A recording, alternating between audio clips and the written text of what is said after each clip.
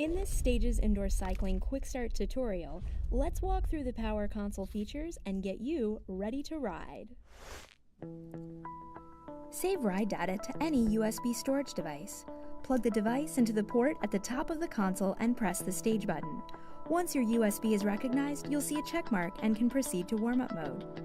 USB storage devices are optional and do not affect console operations. All displays are active whether you choose to save your ride data or simply view it in the moment.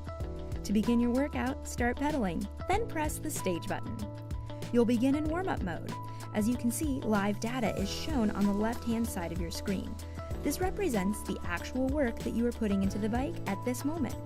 Let's start with the top row and work our way down. A watt is an instantaneous measure of your power and is a product of two factors, force and RPM. In indoor cycling, force is affected by changing your resistance.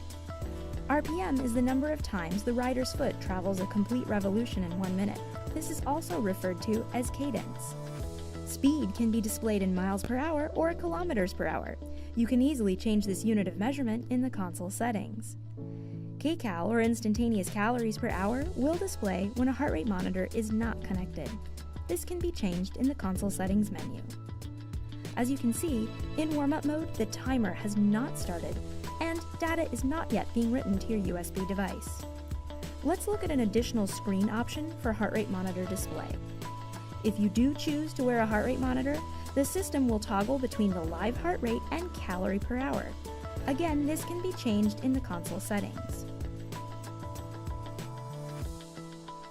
To start a new stage, press the stage button. Now data will be written to the USB device, should you choose to use one. Once the stage button is pressed, average information is now shown on the right-hand side of your screen. These are the averages for this particular section of time, also known as a stage. The timer displays elapsed time for the current stage. Distance for the current stage can be viewed in miles or kilometers. Units can easily be changed in the console settings. A stage can last for as long or as short as you choose. You can have up to 99 stored stages. Press the stage button again to start a new stage. Once the stage button is pressed, average data from the previous stage will hold on the right-hand side for 6 seconds. As you can see, we're now in Stage 2. This is a new section of time. Therefore, the timer and the distance reset. After 6 seconds, your averages reset to show averages for the new stage. Press the stage button again. Notice the averages from the previous stage freeze for 6 seconds. This is really useful during interval training, as it helps you remember your averages from the previous stage, especially when the going gets tough. Let's see that one more time. There we have it, 165 average watts from the previous stage, holds long enough to remember, and then we resume displaying our current stage averages.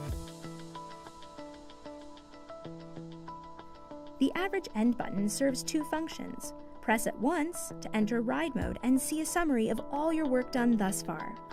You'll notice the left-hand side changes to max values for the ride. These are your 1-second maximums. The bottom of your screen changes to show total elapsed time and total distance traveled. This button can be pressed at any time during the ride. The backlight button can be pressed at any time to illuminate your screen. However, if you're riding the SC3 self-generated power console, you'll never have to press the backlight button.